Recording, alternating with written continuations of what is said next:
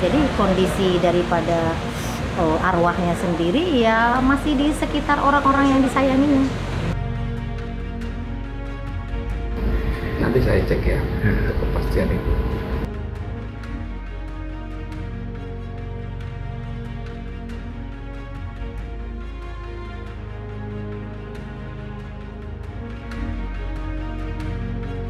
Pengen istilahnya tuh melampiaskan, tapi ya ini kan ada jalur hukum, makanya saya hargai teman-teman, saya apresiasi lah petugas kepolisian dan jajarannya lah pokoknya.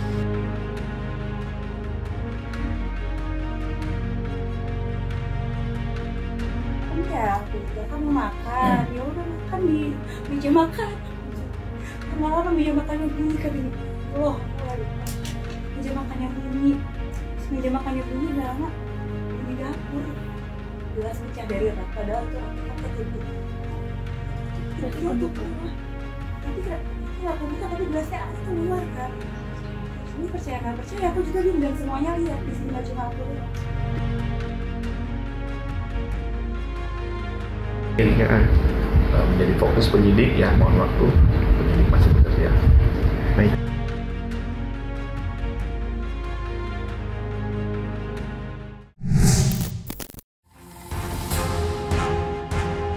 Satu bulan yang lalu, tepatnya pada 9 Februari 2024, Polda Metro Jaya telah mengamankan sosok YA sebagai tersangka yang diduga menjadi dalang dari nasib malang Dante, putra Angger Dimas dan mantan istrinya Tamara Tiasmara.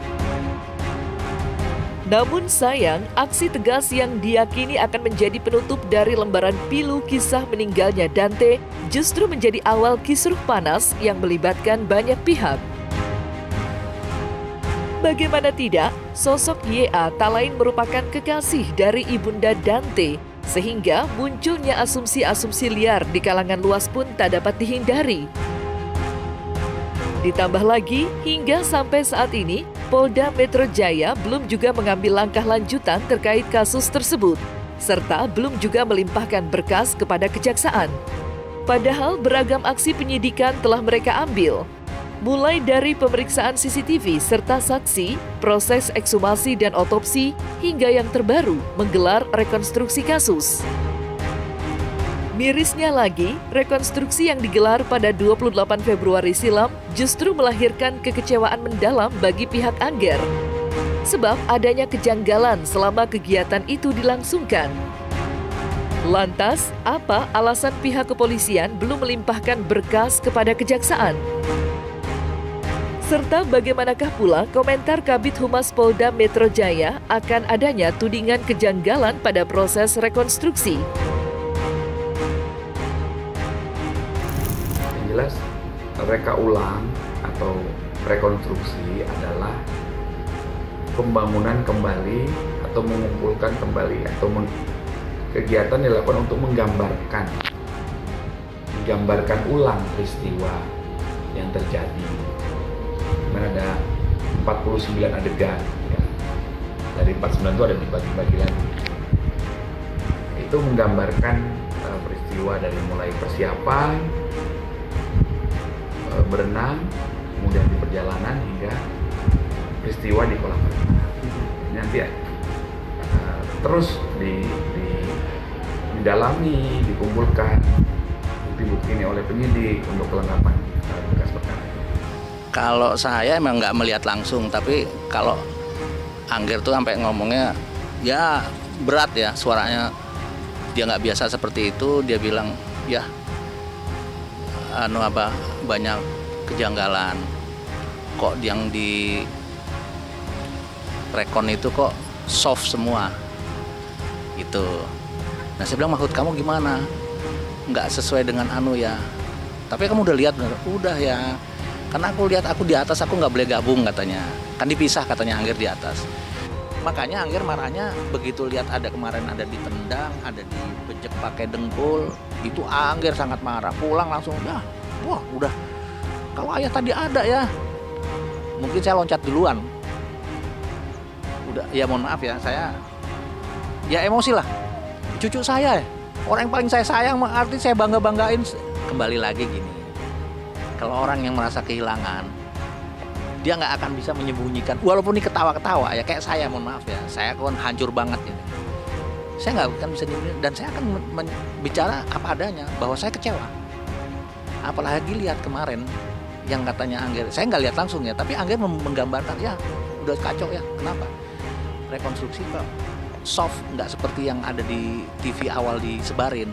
Apalagi ada ada katanya ada tendangan, ada diinjek pakai dengkul. Nanti saya cek ya kepastian itu. Kalau di BAP Angger kan nggak pernah cerita tentang kejadian karena memang nggak di dia ya. Tapi kalau ngelihat versi dari cerita-cerita yang ada itu kan, setelah ketangkepnya itu kan mulai beredar itu video-video itu. Nah, yang beredar itu kan juga ya boleh dikatakan arah kesananya itu ada kan kekerasan kelihatan. Tapi setelah masuk rekon kok beda gitu loh. Nah, itu yang bagi nendang-nendang itu yang terakhir saya juga kaget itu. Tiba-tiba muncul. Saya bilang, "Ger, apa yang dimaksud kamu itu ya? Kok yang direkon sama teman-teman dari kepolisian, apalagi waktu itu kan juga dikawal katanya ada pihak kejaksaan supaya nanti nggak 2 kali kerja kalau udah P19 kan. Tapi itu kok soft sekali ya, nggak ada ininya." Ya sudah sesuai dengan tahapan yang ada di CCTV. Ya tidak ada itu yang dilangkahi. Itu dikonfirmasi, artinya mencocokkan dari CCTV kemudian dilakukan cocokan. Itu. Berarti tidak adanya unsur kesengajaan ya Bang ya? Ya kita nanti akan lihat di persidangan ya terkait gitu. Kalau kita lihat prosesnya ini kan kita bisa lihat mens rea-nya bahwa tidak ada niat 338 maupun 340. Makanya saya terpukul banget waktu ya peristiwa kejadian inilah, saya sangat terpukul lah. Pengen istilahnya tuh melampiaskan, tapi ya ini kan ada jalur hukum. Makanya saya hargai teman-teman, saya apresiasi lah petugas kepolisian dan jajarannya lah pokoknya. Proses penyidikan itu penyidik melengkapi berkas, setelah berkas dan dilengkapi oleh penyidik melakukan pengiriman berkas ke kejaksaan, ya jaksa penuntut umum. Saat ini tahapannya adalah masih pemenuhan kelengkapan berkas perkara. Jadi setelah penyidik merasa cukup, kemudian melimpahkan berkas perkara ke kejaksaan, kemudian rekan-rekan jaksa penuntut umum melakukan penelitian berkas. Jika ada kekurangan berkas, dikembalikan penyidik, ada petunjuknya apa yang mau dilengkapi, dan penyidik melengkapi, mengirimkan lagi, atau tadi kalau tidak sudah dinyatakan sudah lengkap, langsung dinyatakan lengkap P21, baru penyidik melakukan pelimpahan tersangka dan barang bukti. Menjadi fokus penyidik yang mohon waktu masih bekerja. Baik. Terlepas dari rumitnya proses penyidikan Polda Metro Jaya, kisah sendu meninggalnya Dante nyatanya masih menyisakan luka yang begitu mendalam kepada keluarga besarnya.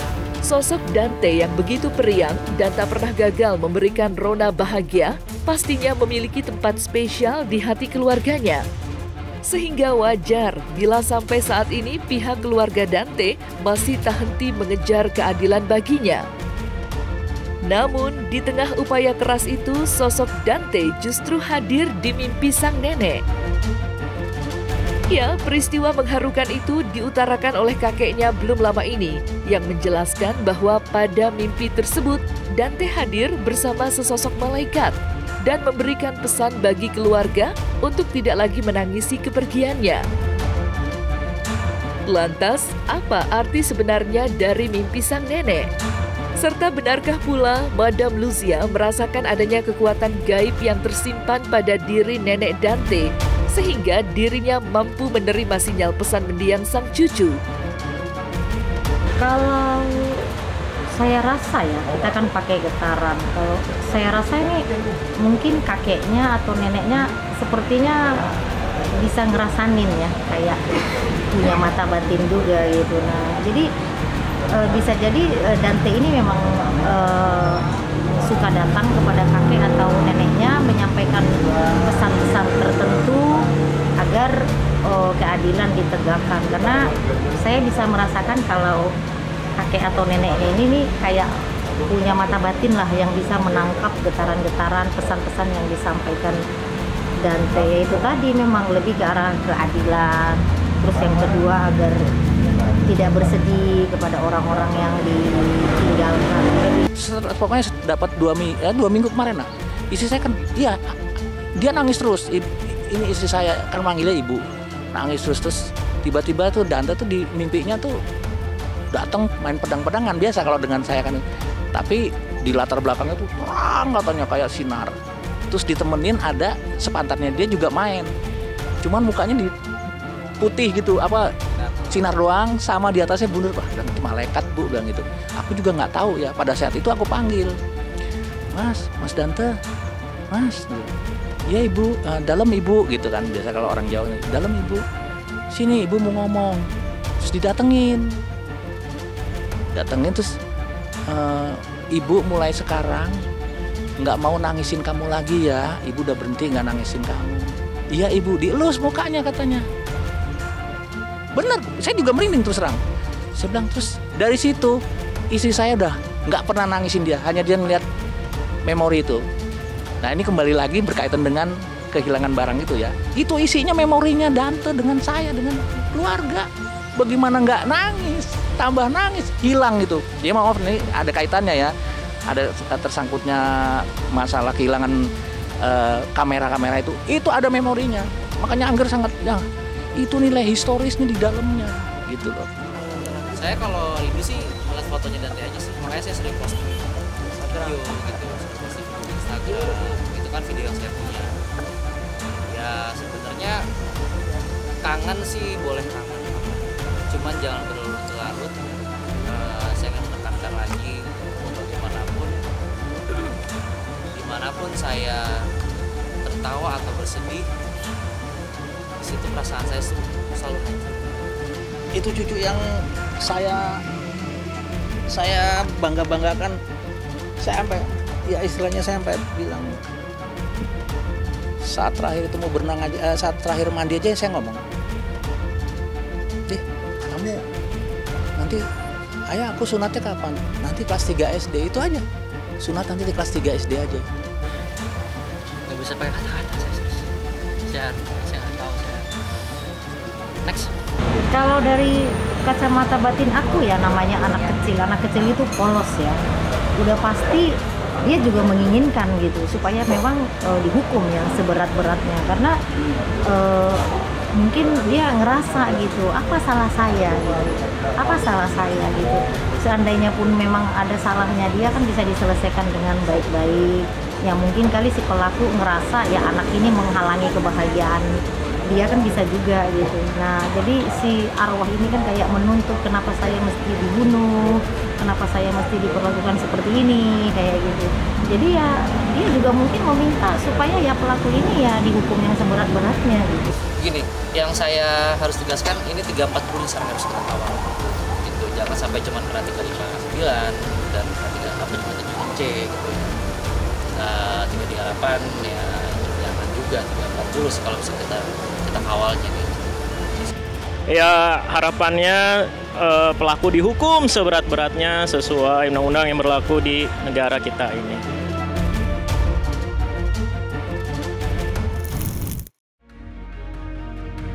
Peristiwa gaib yang dialami oleh nenek dari Dante nampaknya bukanlah satu-satunya pesan yang dikirimkan Dante dari dimensi lain.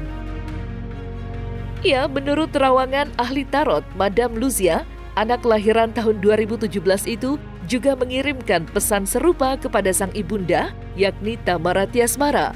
Terlebih lagi, Tamara yang kini masih belum sepenuhnya menerima kenyataan bahwa sang putra sudah tiada, kini bertambah parah usai kekasih hatinya telah tertangkap kamera CCTV sebagai penyebab dari kepergian sang putra tercinta.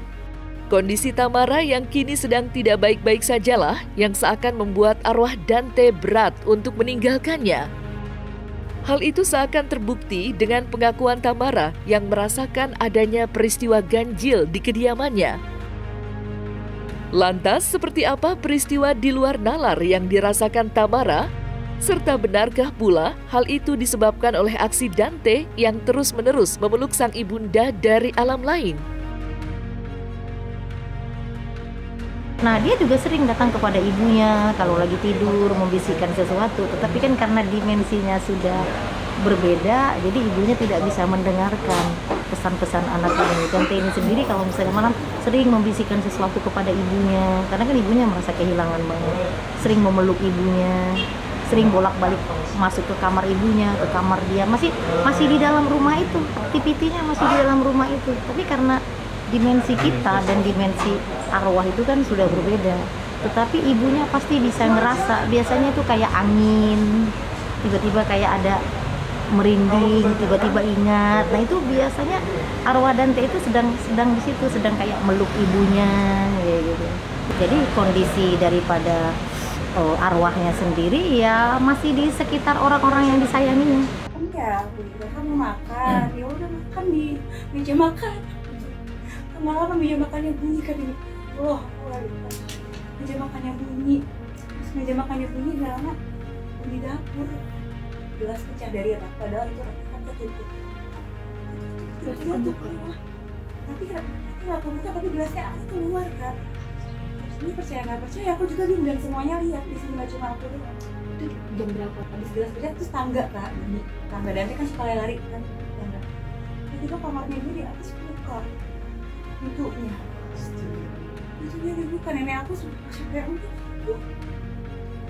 itu sofa ajutan, emang dia suka kan di sofa akhirnya udah kemarin kita pajangin semua mainannya mungkin dia nyari kanannya gambarnya semalam kayak gitu nih.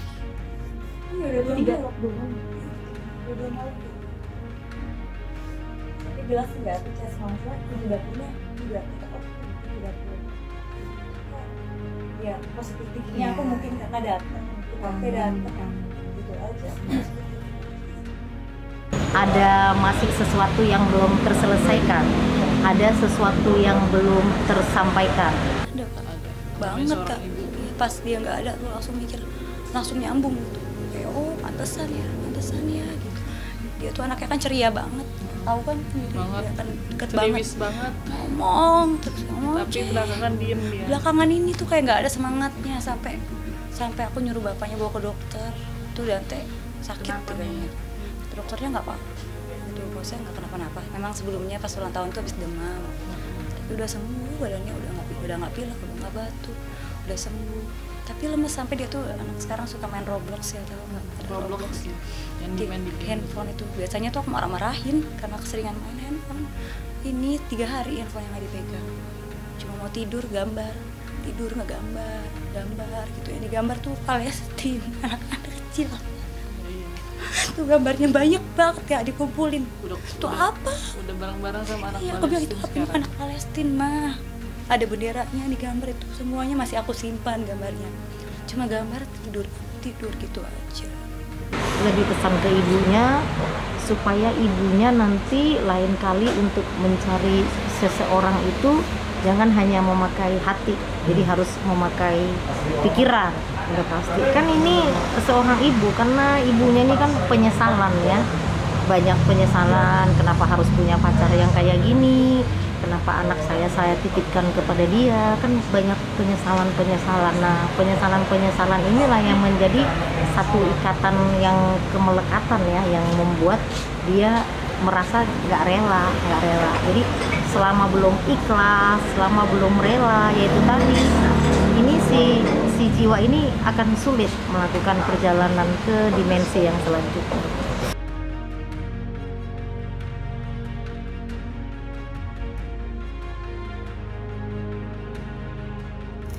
Nah, selesai sudah Cumi Lovers? Saksikan terus Cumi Camp In-Depth, kabar lengkap, mendalam, dan akurat dari narasumber terpercaya. Dan jangan lupa untuk like, subscribe, dan juga share channel YouTube Cumi Cumi.